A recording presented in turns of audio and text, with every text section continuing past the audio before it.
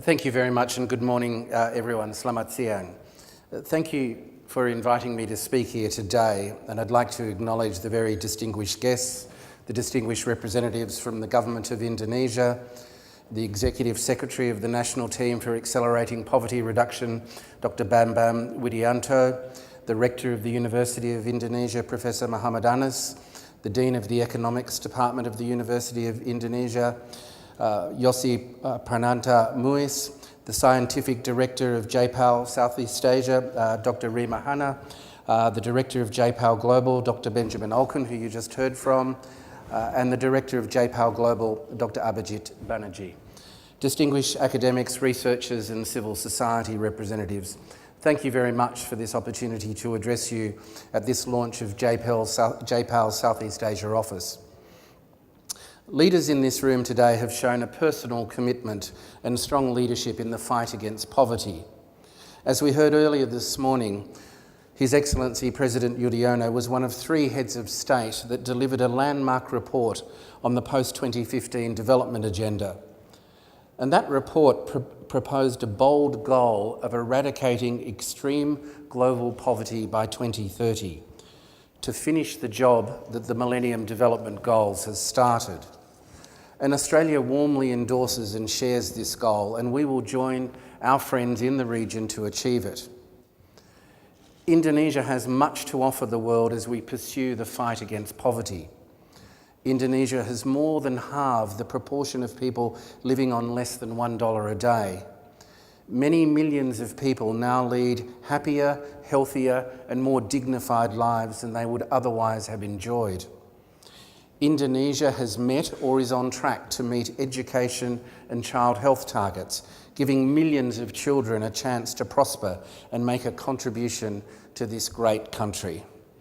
Indonesia continues to set ambitious targets to reduce the proportion of its population living below the poverty line. Indonesia deserves great credit for this success, and Australia is proud to have been a supporter of these endeavours through our development partnership. The last decade in Indonesia has seen us a return to strong economic growth, and the poverty rate has fallen by half since 1999. This is a remarkable success story. But although growth has helped to lift millions out of poverty, millions more remain, and growth alone will not help them. And that is why the Indonesian government is expanding the reach and effectiveness of its service and social assistance. In 2012, Indonesia invested around $5 billion to improve the lives of the poor. And I would like to acknowledge the vision and leadership of President Yudhoyono, who has strongly backed these life-saving and poverty-busting programs. These programs distribute subsidised rice. They help mothers and children access clinics and schools. They build community economies and they support small and medium-scale enterprise. Australia is proud to have supported this work since 2009. It represents an important pillar of our development relationship with Indonesia and is the best example of the mature collaboration and partnership that exists between our 2 countries. Australian assistance to these programs embodies a modern, best practice approach to development assistance where both partners learn from each other and work together to find the most effective solutions. We're proud to have supported Vice President Budiono's National Team for Accelerating Poverty Reduction from its very beginning, as it works to build better programs to reach Indonesia's most vulnerable citizens. We are also staunch supporters of the National Program for Community Empowerment, better known as PNPM, which I know is close to the President's heart. PNPM reaches close to 75,000 villages across Indonesia, benefiting around 38 million poor people, making it one of the biggest social programs in the world. Last year, I was privileged to visit Belayung Baru village in South Kalimantan, where I met a group of women weavers who had received low-interest loans through PNPM.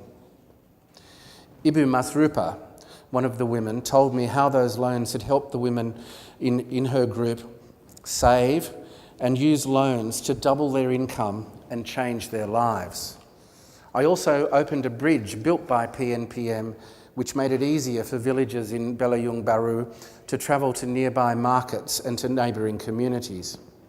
And yesterday I had the privilege of seeing the Ruskin program in operation, so I'm pleased to have seen firsthand the impact of Indonesia's poverty reduction programs on the lives of the poor.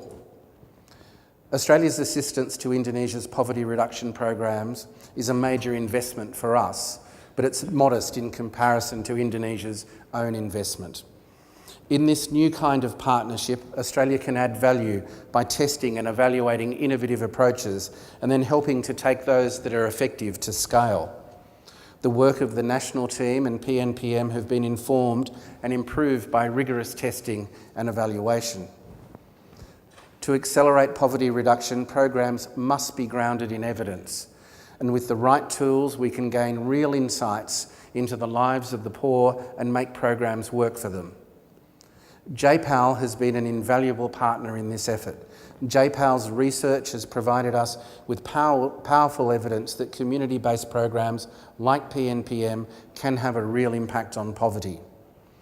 PNPM Generasi is a sub-program of PNPM that focuses on improving health and education. And villages that receive PNPM Generasi can buy supplementary food, assist pregnant women to give birth in health facilities, and cover the school transport costs for students from poor households. JPAL's rigorous evaluations found that villages getting Generasi funds are cutting rates of malnutrition and helping children stay at school for longer. And we've taken this evidence and are now helping Indonesia to extend the reach of PNPM Generasi so that it benefits more people. Generasi's coverage has doubled since 2007, and the program will reach 4 million poor women and children by 2014. There are few things that are more important in the fight against poverty than knowledge, and Australia is pleased and proud to be supporting and partnering with JPAL to enhance its presence in Southeast Asia. Having a stronger presence in Indonesia will enable JPAL to work more closely with researchers in Indonesia and in the region. Together, JPAL affiliates and researchers will build local understanding of how to rigorously assess the impact of poverty reduction programs. We congratulate JPAL and the University of Indonesia on the launch of JPAL Southeast Asia, and we look forward to the contributions that this new research centre will make towards poverty reduction in the region.